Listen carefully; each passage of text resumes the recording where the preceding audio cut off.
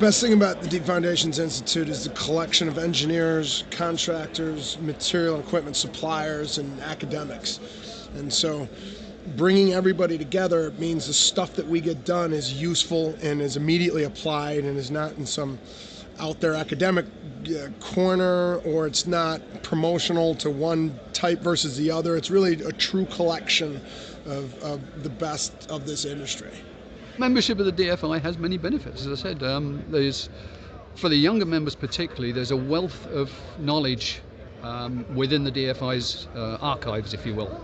The magazines, the journals, the publications. We have this organisation called OneMine that we subscribe to, where there are literally thousands of documents on all aspects of deep foundation construction, design, etc.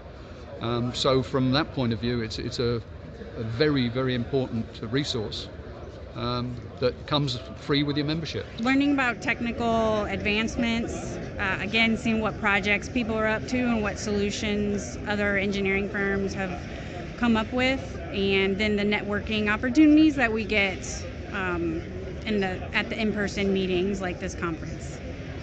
I think the technical committees is just another great way to get involved in DFI. You meet a lot of people in the industry that are very influential and important. They make a lot of decisions that we live by in the industry. So when you participate in a committee like that, you can see firsthand how design and construction is kind of sculpted. So it's a lot of fun, and it's a worthwhile investment. It's an organization basically that guides not only the principles of what transpires in the Deep Foundation Institute or industry, but also brings everybody together to discuss common problems and provide solutions.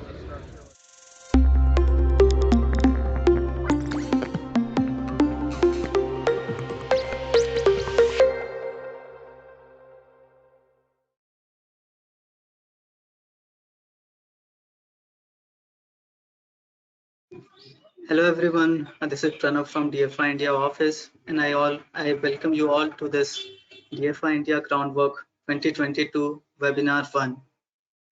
This is the first webinar of this series, and we'll have many other webinars in coming months, one webinar each month. So few of the instructions: recording of this webinar is prohibited. Participation certificates will be emailed to all the participants in 2 weeks time, and webinar recording will be available on DFI of India YouTube channel in approximately 2 weeks time. Few of the control panel details: you can click on the top right arrow button to hide your control panel when the presenter starts presenting. And if your GoToWebinar window is not in full screen mode, you can choose the third button to put it in full screen mode. Also, you can ask your question anytime during the presentation. Use the questions tab in your control panel to put your question, and do not forget to write your name and your organization name while asking the question. We also put few brochures for you in the handouts tab. You can download these PDFs anytime during the program. We have more than 200 registrations for this webinar, and total of participants are comprising from 17 countries. So good morning, good afternoon, or good evening from wherever you are joining us. Now coming to this webinar 1. So this is the agenda for today. We'll first have an introduction, and then introductory presentation by Dr. R. Chitra on dams, history and facts. Then we'll have the technical presentation by Sri Vivek Kapadia sir. And after that, we'll have a question and answer session, which will be approximately 15 minutes long. After that, we'll share details of upcoming webinars, and then we'll have the closing remarks. So without wasting any more time, I welcome Dr. Chitra. So as you can see on your screens, She is director at Central Soil and Material Research Station, Department of Water Resources, River Development and Ganga Rejuvenation under Ministry of Jal Shakti. She has 33 years of experience in field of geotechnical engineering pertaining to water resource projects.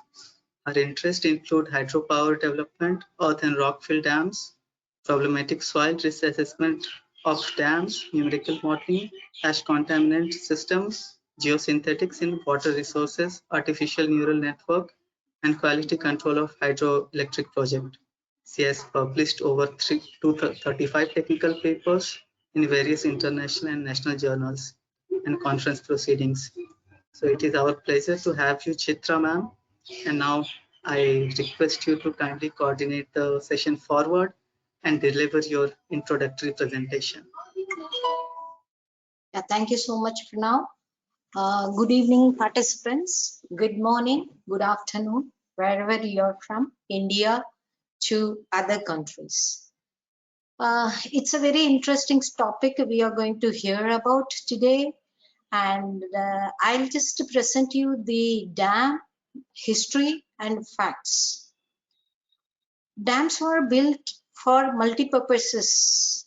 Maybe it is for irrigation, hydropower, water supply, flood control, navigation, recreation, fish breeding, or other purposes also.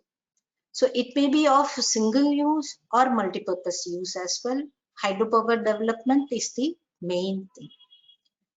And if we take the registered large dam as per the ICOLD, there are 59,071 dams registered, large dams, out of which 65% of it are earth dams, 13% are rockfill dams, and 13% are gravity dams, and 4% of ash dams, and 4% of other types of dams. We have got multiple arch dams also. I'll just list up that also. And we have buttress dams and barrages as well. So how the type of dams are selected based on the requirement as well as the site condition it is. The oldest embankment dam seen in India is the Kallanai Dam, which is located in the Tiruchirappalli in Tamil Nadu, which is the fourth oldest dam in the world, constructed by King Karikala Chola of Chola dynasty in the 2nd century. Located across the river Kaveri, 5.4 meter high, 329 meter long, and with the base width of 20 meter. This is well maintained dam, which is seen even as on today is like that. And when it was constructed, it was a small portion of it, but it was extended later.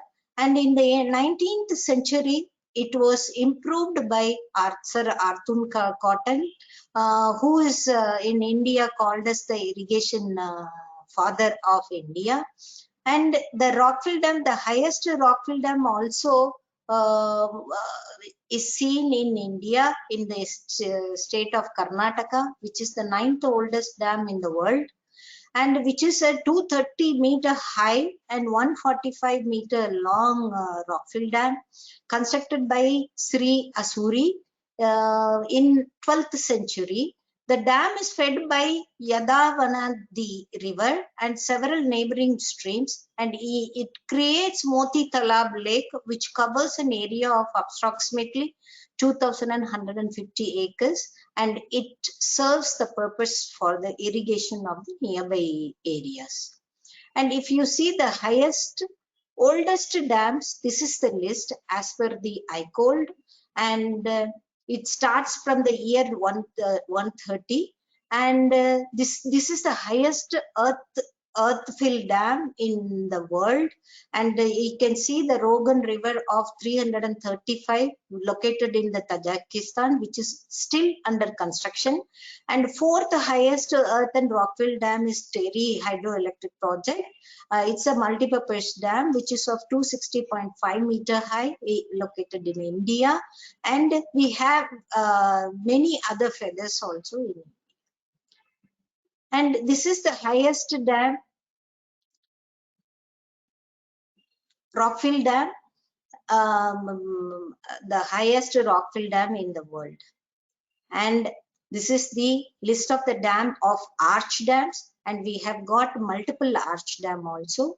And if you count any dam which is of more than 15-meter height from its deepest foundation to the crest is called as the largest dam. We have, as per the National Register for the large dams, we have 5,745 dams so far registered there, and out of which 5,334 is completed and 411 is under construction. Out of which we can see the major portion of it, nearly about 40% is constructed in Maharashtra. And the next is Gujarat. Both Maharashtra and Gujarat has got the problematic soils, means expansive soil or black cotton soil, which is located there. Still, it has got very high number of dams. Next to this is Madhya Pradesh. Madhya Pradesh is also having a very finest expansive clays located in the Jabalpur area. So even the stock in the under construction also, the Maharashtra state is leading in that. And if you see the year versus the number of large dams constructed in India during the year 1971 to 2000, large number of dams have been constructed, and this is the year in many dams also failed. Even in the world scenario also says that many failed dams also. From the failed dam also we learn a lot of lessons out of it. But the status of the development and challenges ahead in hydroelectric projects are hydro and water resources development is reasonably good, especially in the peninsular area, and the Himalayan region has a bulk potential to be tapped, starting from the upper region to the lower region. And the upper regions, of course, many have been tapped already, and in the northeastern part only many upcoming hydroelectric projects are there. And Himalayas, being geologically young formations with frequent changes in the rock conditions, are known for throwing up a lot of surprises. Geological surprises are one of the main cause of the time and cost overrun and affects resources and development. And in my experience, when we are hurriedly going for conceiving a project, we miss the geotechnical investigations in the initial part. Many stages are there when we talk about the water resources project. If we miss it, and we lead to a cost overrun, and we will be taking a lot of time. So what are the geological problems we may get accounted with? It may be because of the variation in the lithology and the rock mass classification, variations in the projections, tectonic stresses, heavy and sudden gush of water like what we experience in the Nathpa Jhakri Basu project and Dulhasti hydroelectric project, and geothermics problems, presence of poisonous gases, the Ranganadi hydroelectric project we have experienced, and presence of shear zones like in Sardar Sarovar, taking from the Sardar Sarovar Dam and many other dam, Mintudu Lashkar Dam in the northeast part, and even the upcoming projects also like Luri, Sunni Dam projects and all across the river Satluj. Many is formation of shear zones is a very common thing nowadays in the fragile areas, and massive rock falls like in the Nathpa Jhakri hydroelectric projects. This is the slide which occurred, and that is to be rectified and giving solutions. And how to minimize the geological surprises to proper planning, design, and with the construction methodology, construction equipments, construction sequences, and construction supervision, quality control, not ignoring the signals and warnings. Frequent inspections are to be done, and the contract formulation should be correct, contract management, proper instrumentation should be there. Geotechnical instrumentation is a mandatory thing for the upcoming projects, and you have to do a proper back analysis, and documentation is the prima facie which is required for today. So with this, I am completing what I had to say. The And thank you very much for listening to me. And we come to the next lecture. And I welcome Shri Vivek Kapadia ji, who is the director to the Sardar Sarovar Narmada Nigam Limited, Gujarat. And he is not new to me. I have been knowing him for many years, and we had been associated with many in many forums like International Geosynthetic Society, IGRIP, which was formed by IGS, and he is at present secretary to the government of Gujarat and posted as director to the Sardar Sarovar Narmada Nigam Limited. He is vice president of the Central Board of Irrigation and Power, Government of India, and also the president of International Geosynthetic Society India. I am one of the vice president to International Geosynthetic Society, and it is pleasure working with him a lot. And he has been in the field of water resources engineering and management for the last 24 years. His focus areas are design, execution, and repairs of large irrigation projects and policy making. And he was very actively involved in the design, execution, policy making, and legal systems in the field of water resources engineering and management. He has also done extensive work on the application of geosynthetics in civil engineering projects, and starting from very early time onwards for applying the geosynthetics material for especially the Sardar Sarovar system, he has actively participated in that. It will be very interesting to hear from him, who has been involved in Sardar Sarovar Dam on foundation treatment for concrete gravity dam, a case study of Sardar Sarovar Dam. I welcome you, Shri Vivek Kapadia ji. The floor is yours. Thank you. Thank you.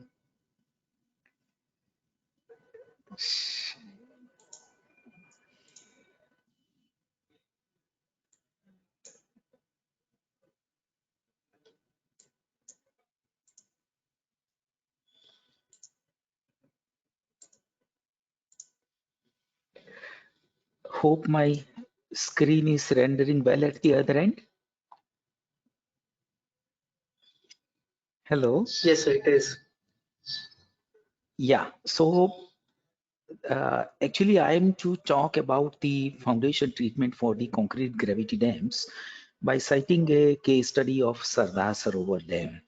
When we are talking of concrete gravity dam, mostly it occurs that concrete gravity dam is founded on geology rather than the soil foundation. So my focus will be on the geological conditions and challenges related to the gravity dam foundations. So here the Sardar Sarovar project that I am talking of, this is the western coastal state of India, and here is the location of the Sardar Sarovar Dam. So in the southern part of the state, when the river is in the tail end, the Narmada River, that the Sardar Sarovar Dam is situated. The project is so big that the command area of this project is 1.8 million hectare. You know, one of the largest command areas of the world that this project has been covering. It is on the verge of completion. More than 1.6 million hectare of command area is actually served today. So this is the main canal. What you see here, it traverses the entire state, and then it goes into the neighboring state called Rajasthan. But here in this portion of the Gujarat state, whatever yellow you are seeing here is the command area, that is 1.8 million hectares, and that's too big. Because this is a contour canal, the command area is located only on the one side, that is the left side, where the grounds are falling. The gross storage capacity of this dam is 7.7 million acre feet. Too big. 1 million acre feet means 1234 million cubic meter. And the reservoir full storage level is 138.68 meter elevation. With this introduction, I'm taking you to the basin shape. The Narmada River that is emerging from Madhya Pradesh state called Amarkantak. This place is called Amarkantak in Madhya Pradesh, and the Narmada River emerges from this location and it cuts across the entire Madhya Pradesh like this, east to west, and then it enters the Gujarat state. And as soon as it enters the Gujarat state, the location of the Sardar Sarovar is situated. So the total length of the river is more than 1300 kilometers, out of which the dam is located at 1163 kilometers of the chainage. So this is the tail ending structure in the Sardar in the Narmada basin. In the upstream, there are four big dams, Omkareshwar and Maheshwar, then Indira Sagar and all. So in total, there are four big dams. The Sardar Sarovar is the tail ending one, and its main purpose is irrigation. The second purpose is the domestic water supply, and the third purpose is the hydroelectricity generation. If I take you to the geological formation, that is somewhat like this. This entire portion is called Deccan Trap Volcanic Province of India. So this is the southern part of India. This entire is the southern part of India. So it is called Deccan, and it is called trap because the black trap is the main geological formation in the bedrock over here. The basalt is the igneous type of rock that is predominantly available over here. And because it is the volcanic province that came into being somewhat 10 to 65 lakh years before, 6.5 million years before. So it is a very old geology of Indian Peninsula. This entire portion is called Deccan Trap Volcanic Province. The thickness of the basalt layer varies between 1 meter and 100 meter. And because this is a very old igneous rock formation, the rock is very strong. But obviously, because it is basalt, there are certain faults inside. So this is the river Krishna in the southern part. Then comes the Bhima, and then this one is the Godavari. Then here, this is the Tapi basin, and then comes the Narmada basin. So this is the northernmost or the topmost river basin into this Deccan Trap Volcanic Province. This is the bigger view of the Narmada River. It is flowing this way, that is from east to west. And this is the location of the Sardar Sarovar Dam that I am talking of. The dam is 1210 meter in the length. This entire length is 1210 meter. Very strange is the canal of taking strategy or the design, because this is the main reservoir that you can see over here, but the canal of take is not directly from the main reservoir. Mostly you will see a direct canal of take from the main reservoir, but here the topography does not permit. It is on the right side so many mountains that we cannot offtake the canal directly. So we have constructed some dikes at different tributary of Narmada. This is the dike number 1, the Rockfield dike. This is another Rockfield dike. This is the third Rockfield dike, and this is the fourth Rockfield dike. And that is how we have constructed pond number 1, a secondary reservoir. This is a small pond number 2, that is again a secondary reservoir. There has been a artificial channel connecting both the ponds. Again, there has been artificial link or channel connecting pond number 2 and 3, and then pond number 4, and then the main canal offtakes. So this is something, you know, very unique feature of the Sardar Sarovar. The topographical challenges were addressed by connecting through the ponds the water outlet.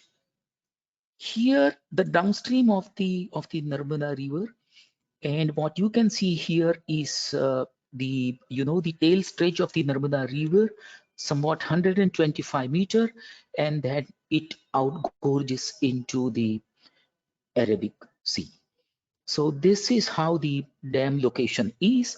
Component point of view, this one, what you see here on the side of this main reservoir is a saddle dam. Why we have constructed a saddle dam is also very interesting to know.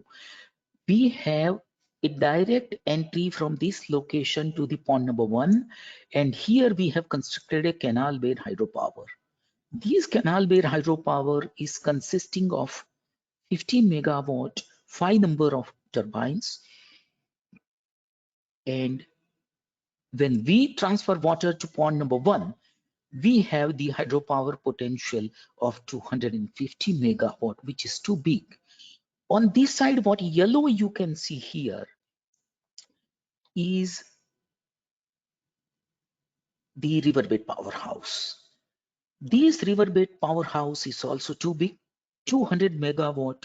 6 numbers of turbines are fitted into this. So 1200 megawatt is the potential of this riverbed hydropower. On the right side is the riverbed hydropower. Again, on its right side is the canal bed hydropower. Why we have located this hydropower, riverbed hydropower on the right side? Usually it is located somewhere within the river gorge, but here we have to opt for providing the hydropower on the right side. Geological features, when I explain to you, that will be covered into. So the dam is 1210 meter long, 128 meter height. The concrete that we have poured in is 6.82 million cubic meter, and that was the pre-cooled concrete. And the mild curvature that you could see over here, the mild curvature that is somewhat, here I'm showing you this one. This is the mild curvature in the dam that you can see here. That is 7,600 meter in the radius.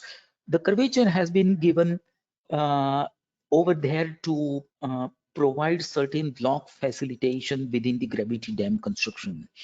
These are the hydropower details that I have already gone through. The service spillway that is in the mid portion of the river gorge is consisting of 23 gates, and auxiliary spillway is consisting of 7 gates. The main service spillway is having gates of 18.3 meter width and 16.76 meter tall. They are all radial gates, and the auxiliary spillway is also having 18.3 meter wide by 18.3 meter tall radial service gates. So I'm now straight away coming to the subject that is the major geological problem.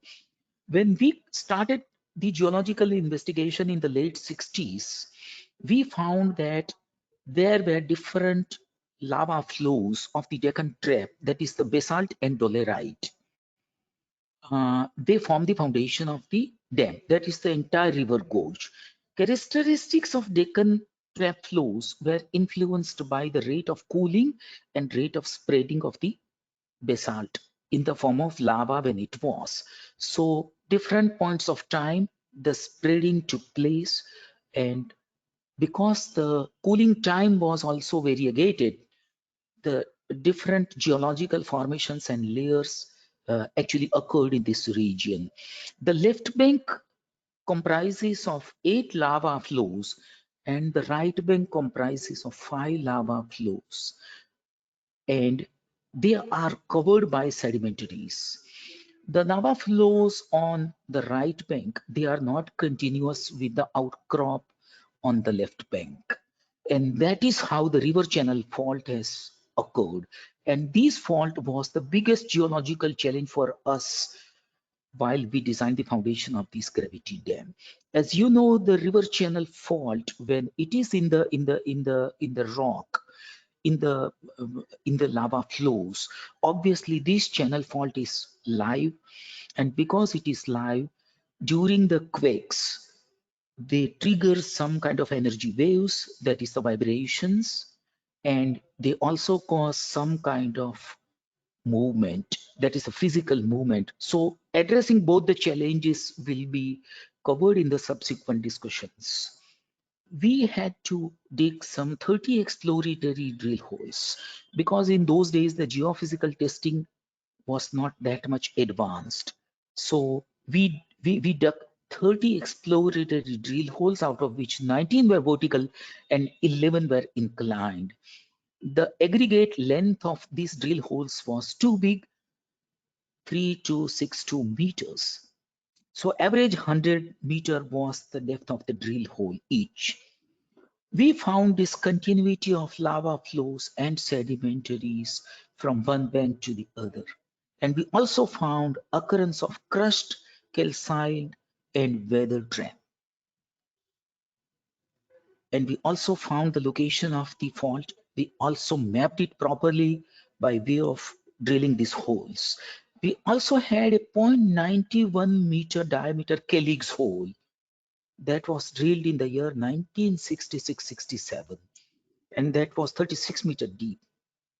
Actually speaking, our purpose was to have a visual inspection within the fault to a significant depth. We found that there was 5 to 7 meter wide a channel fault, and that was of a reverse type. Reverse type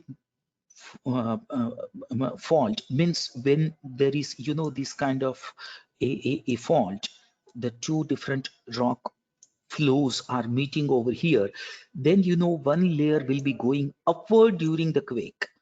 And this kind of physical movement, one layer going upward is called the reverse fault. If one layer stands as it is and the other one goes downward, then we call it a regular fault. This is called the regular fault. Whereas if one layer goes upward, we call it the reverse fault. And this is here the reverse fault in our Narmada basin. And that was towards the right part of the river gorge. So this is the graphical representation. We are viewing this entire dam in a vertical fashion from the reservoir side, and I can show you this is the location of the fault. This is the reverse fault within the river, and that goes quite deep. That goes quite deep. What you see here is the dolerite formations, but dolerite is, the same family that is basalt. Only thing is that its formulation or constitution is of finer constructs as compared to the basalt. But characteristics point of view, it is basalt family itself. But the bigger trouble was here of the sedimentaries. These are all the sedimentaries or the soft stones like sandstone. And this conglomerate was a problem to us besides this river fault. So the left side of the river gorge, this entire left side, this left side was supposed to undergo some kind of upward movement during the quake, whereas this side was relatively stable. But because of this conglomerate or the soft stones like the sandstone and the layers of them, the foundation was having a different kind of challenge towards right side.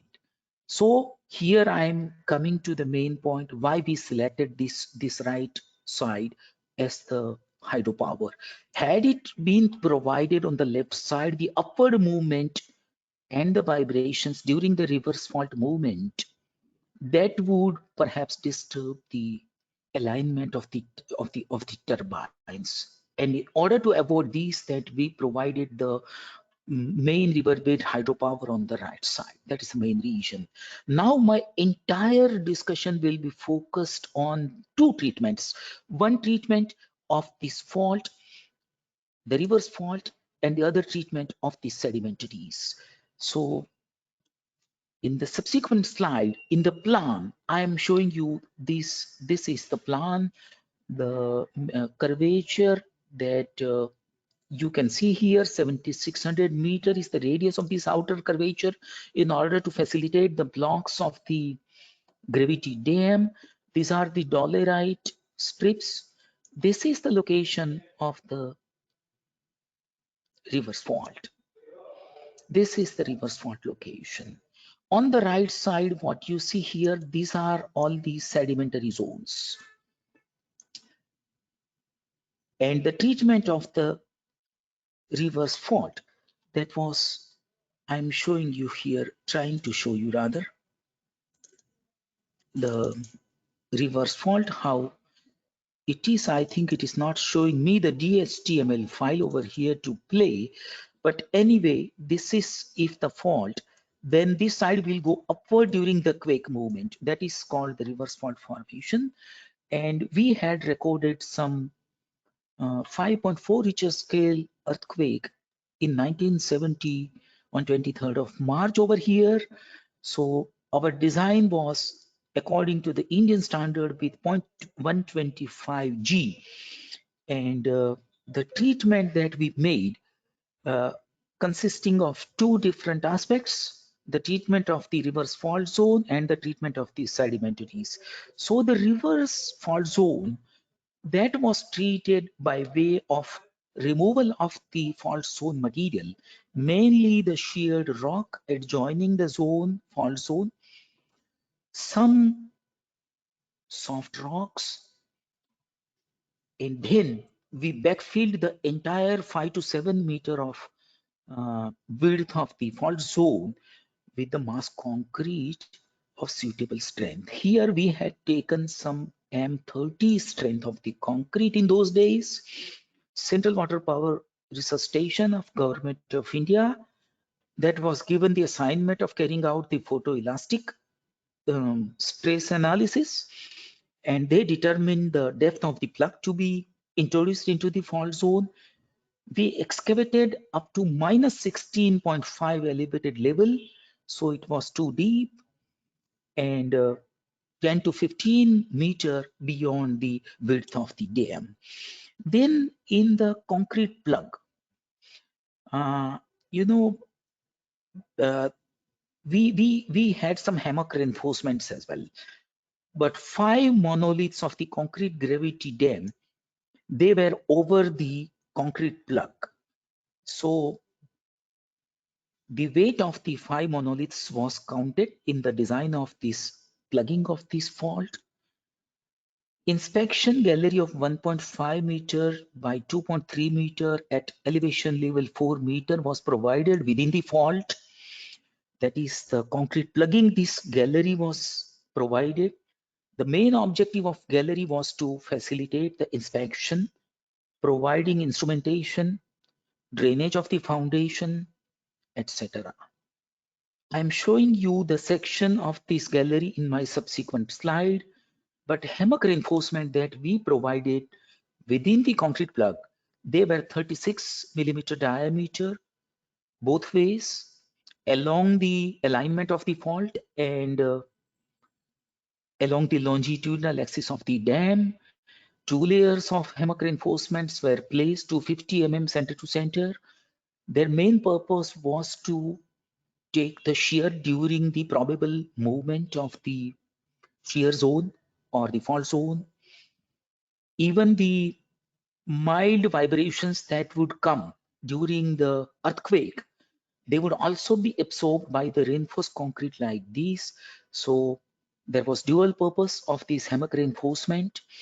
Comprehensive scheme of instrumentation was also designed by the CWPRS. Actually, the interpretation of the boreholes, that was done by the CSMRS. Now I am taking you to the treatment of the conglomerate or the sedimentation, the part number 2 of the treatment. This one is the inspection tunnel, and here is the treatment of the sedimentation zone. There were in total 7 layers of the sedimentation zones that I have shown you here. 1, 2, 3, 4, 5, 6, and 7. These are the 7 layers of sandstone sedimentation. The problem here of the sedimentation zone was very special. The strength is not a problem here, albeit its strength is much less than that of the basalt. But in case the integrity of the layered sandstone pops up some kind of trouble in the post-construction phase of the dam, then there would be no solution.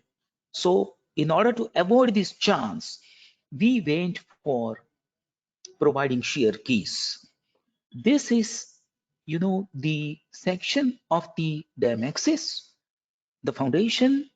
You can see two layers of longitudinal shear keys over here within these layers.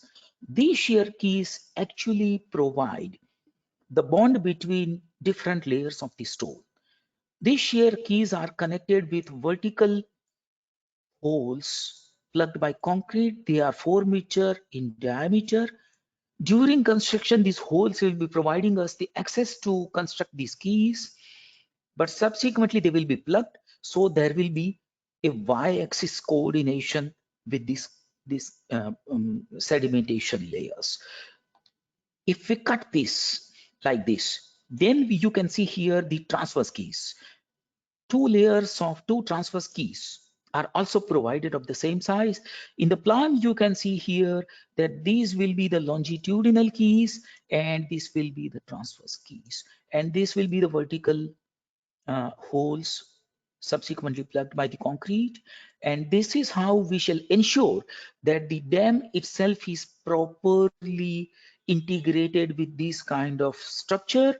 So the base of the foundation, that is this one, basalt, and the subbase of the foundation, that is the layered sandstone, they are integrated by way of the shear key mechanisms. So XYZ coordinate connectivity is ensured by this way. And this was the foundation treatment that we had gone for. Very special kind of a treatment in those days. There was one red bowl layer and two layers of argillaceous sandstone, and they were properly treated. Adequate shear strength through the foundation was also ensured. Weak layers of the sandstone were encountered below the foundation, and that's why the shear key mechanism. Moreover, stability calculation of the dam suggested a little lack of factor of safety against sliding. Not a big lack was there, but a little lack was there, which also we wanted to address. So the shear key mechanism had two objectives. One was integration with the subbase of the base and dam foundation, but also adding some kind of additional factor of safety against sliding of the dam itself. And this treatment was actually speaking very similar to the Itaipu project in Brazil. So we took the example of Itaipu project of Brazil that was in Chitra ma'am's presentations, last 2-3 slides. So this is how the shear key mechanisms that gave us total integrity of the foundation base, subbase, and the dam body itself.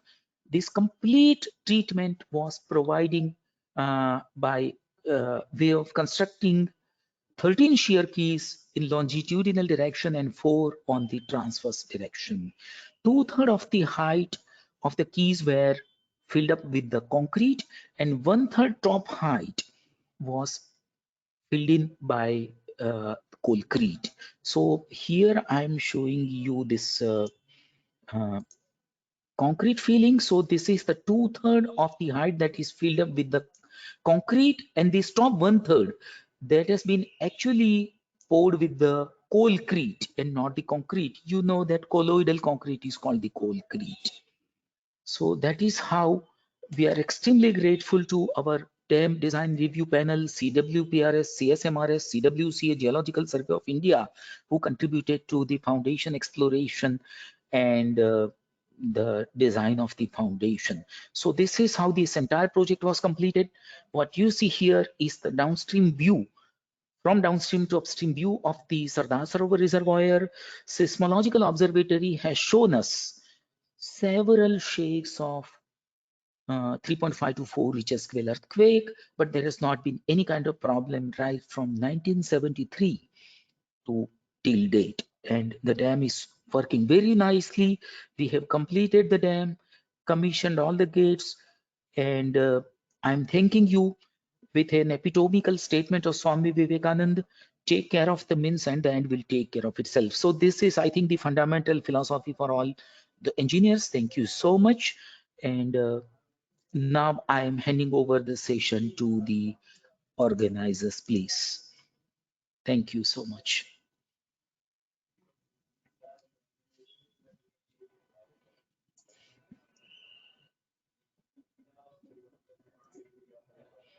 Thank you so much for finishing in time, Mr. Vivek Kapadia. And we are the question and answer session is open.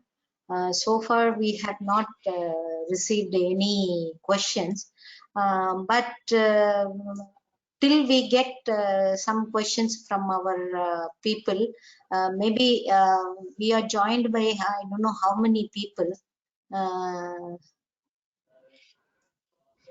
70. We have 70 people on board.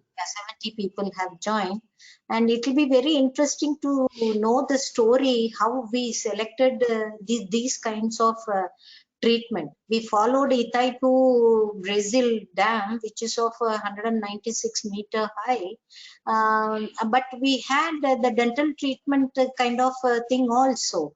So how it was selected and how many analysis we must have, back analysis we must have done. So if we can throw some light on that, it will be very interesting.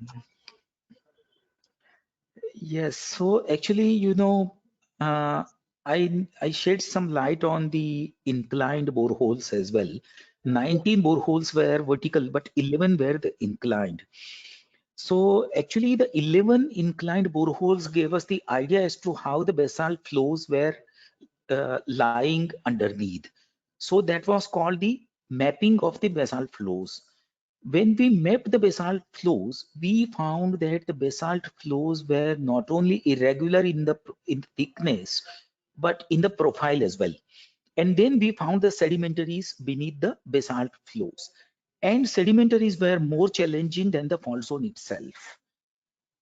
So we conducted a study across the dams of the world through ICOLD as to in which kind of dam this kind of situation occurred and what the solution was found by those dam engineers.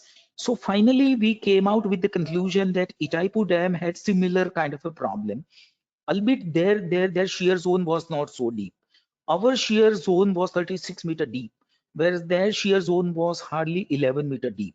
So, but you know, the plugging of the shear zone that they went for, that gave us an insight as to the same mechanism can work over here.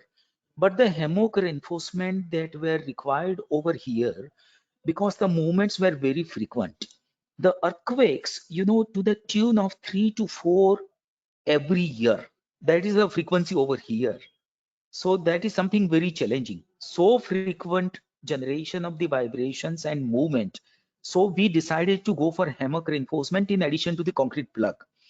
Moreover, there the shear keys were not actually required to so much of numbers. The extent of shear key that were required over here, they were extraordinary because we had 7 soft sandstone layers one over the other.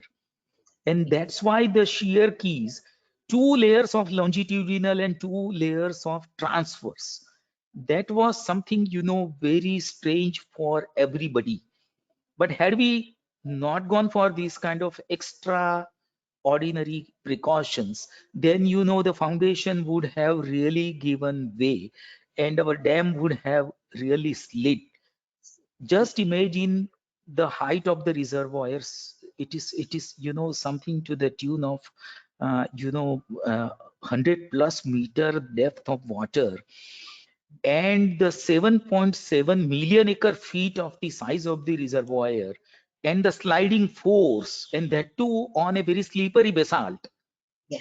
Just imagine all kinds of challenges. You know, more than 136 analysis runs were made to ensure the sheer safety against sliding. More than 136 runs.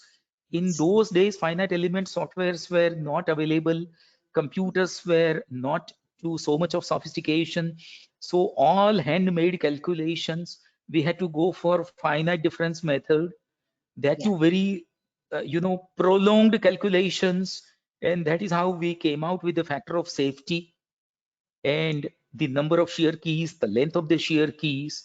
Moreover, you know, plugging beneath the foundation, I have just told one statement that 2/3 of the height was plugged with the conventional concrete, and then the 1/3 was the coalcrete. The reason is this design is also very special. You know, the 2/3 height of concrete plugging was done from the top hole, and Yeah. then, you know, there was no possibility of having any excess in the 1/3 height of the shear key. So with the mechanized pouring, we actually poured the coalcrete, that is colloidal concrete, very liquid kind of a concrete. Concrete is called colloidal concrete, coalcrete. In England, it was the trade name in those days. Coalcrete was a trade name in the England those days, and somebody had a patent if we use it with the geomatrices. But here, because we didn't have any kind of matrices, we could use it without taking the permission from the patent holder. But the material was the same that we poured in over here. So the Mr. water Kapadia, content that was extra a lot of questions was are absorbed by the sandstone. yeah. Yeah, one question has come here, popped up. I think I have answered your question to a great length. What could have No, been the it's okay. solution It if was such very construction is interesting. Can I read the first question? The first question is from yeah, I Mr. have Abhijit. also Yeah, he is Chintan asking, Patel. as the Narmada River is flowing in a rift valley, so any special considerations were taken for that? Yes, actually, the Rift Valley rivers, you know, they have a one very special feature. All the Rift Valley projects, be it Sardar Sarovar or any other projects on the Himalayan rivers, the foundation treatment is first ensured. If site is also required to be replaced, that is to be done. Here we have replaced the site once. The site was actually 2.5 kilometers away from this proposed site, but there the foundation situations were more challenging, so we shifted the location of the dam over here. So that is a special consideration, foundation situation, as compared to other situations for the dam for every Rift River Valley project, and that is also here in the Sardar Sarovar dam.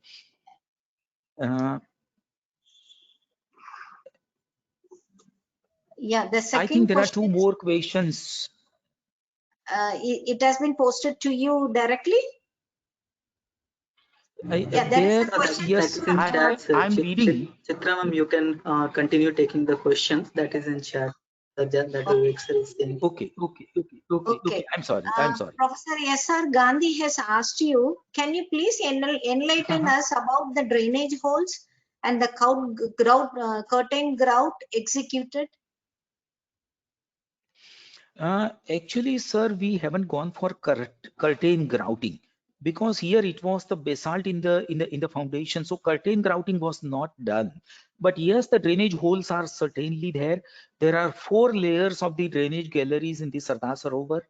Number 1 is in the foundation that I have shown you here during the presentation, and 3 galleries are within the dam body itself, that is over the foundation. So in total there are 4 layers of the drainage galleries in the Sardar Sarovar, and they are regularly monitored. They are equipped with the instruments as well. So that is how the drainage provisions are. There are a couple of questions from Mr. Sampath Raj. I'll club both the together. And how do you know about the geological formation based on only the boreholes only, or any other field tests were conducted? No, actually, besides borehole, there were so many tests conducted by the Geological Survey of India, and we relied on their test results. Actually, you know, this project initiated in 1945 when CWPRS was, you know, not the CWPRS, it was a British institute. So right from 45, the investigations were carried out by the British Institute Survey of India, and then the Geological Survey of India as well. So it was a 30-year long foundation exploration. Because here the time was very short, I covered up only the boreholes, but there were so many other tests actually carried out by the Geological Survey of India, and we relied on their results. Yeah, there is one Imtiaz from IIT Hyderabad asking, How did you determine the depth of the shear zone in the study? Yes, actually we mapped the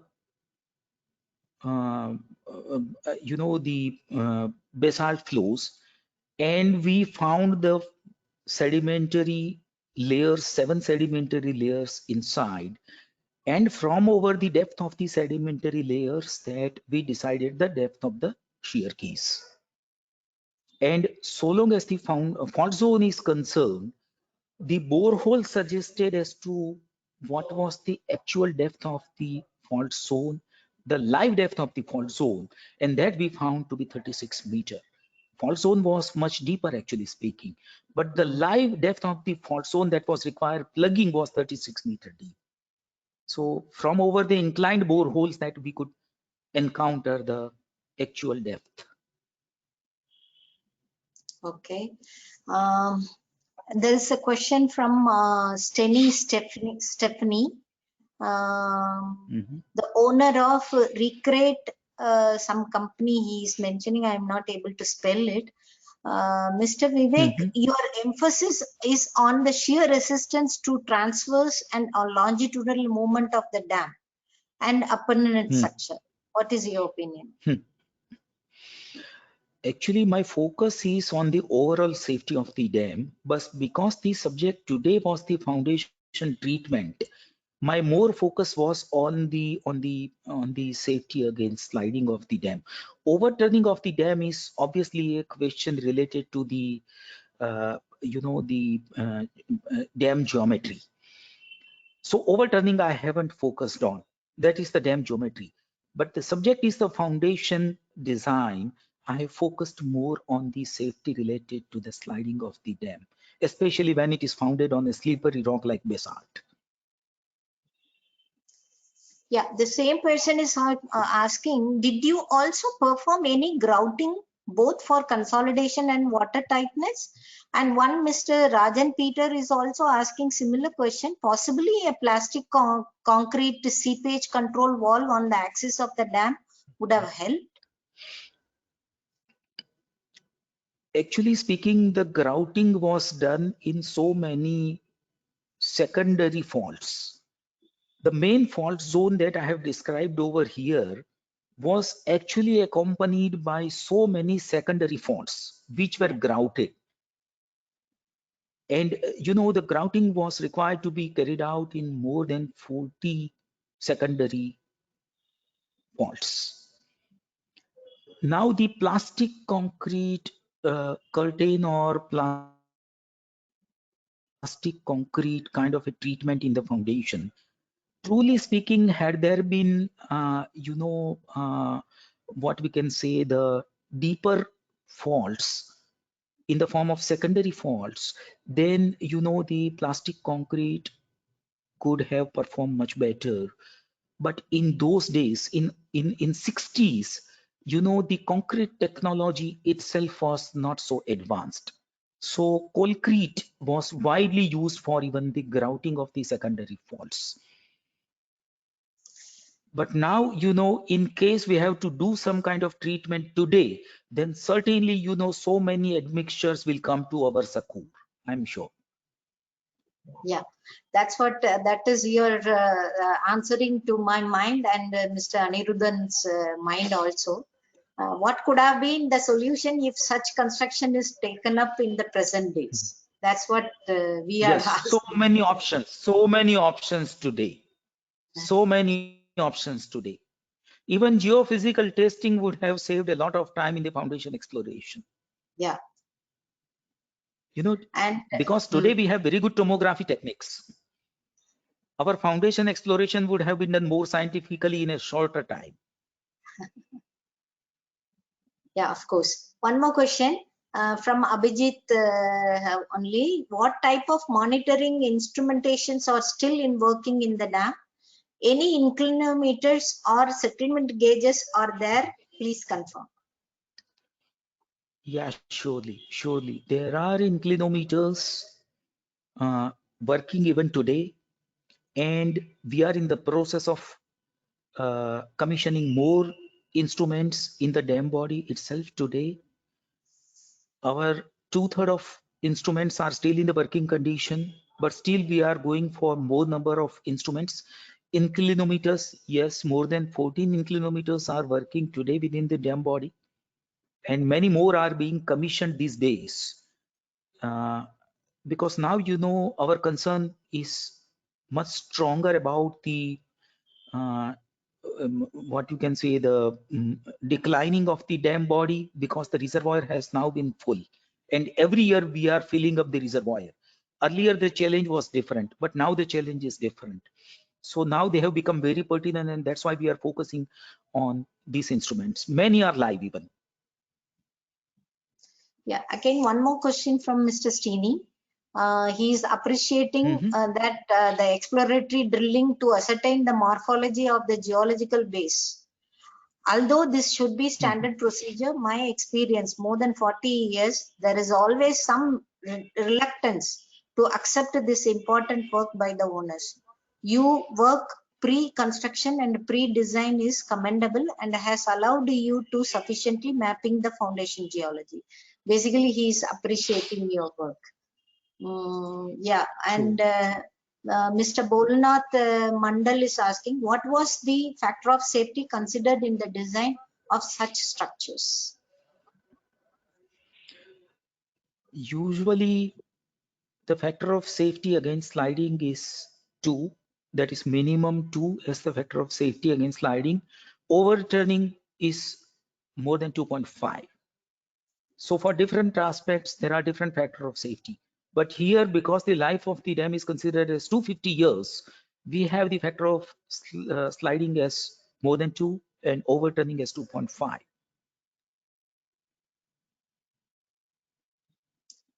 Yeah, absolutely. Very interesting questions, and you have answered to it's on the dot. I think you're not receiving any more questions. If so, I think over to Pranav. Thank you so much, Mr. Vivek Kapadia. It was a wonderful lecture, and your experiences and what you have gone through all through years, you have put it in very crisp words and presented to us. It was very wonderful for me to moderate this session. It is my pleasure to be part of this. Thank you so much for agreeing and presenting yourself here. And thank you so much to the organizers as well. Thank you, one and all. I'm also extremely grateful. I'm also extremely grateful. Thank you so much, Vivek sir and Chitra ma'am. And now for the upcoming webinars, the groundwork webinar 2 will be conducted on 15th Feb. Webinar 3 is scheduled on 15th March. And the title and speaker details we'll be sharing soon to your registered mail ID. I again thank all the attendees and both the speakers. Thank you so much, and we'll see you soon in the coming webinars. Thank you. Thank you.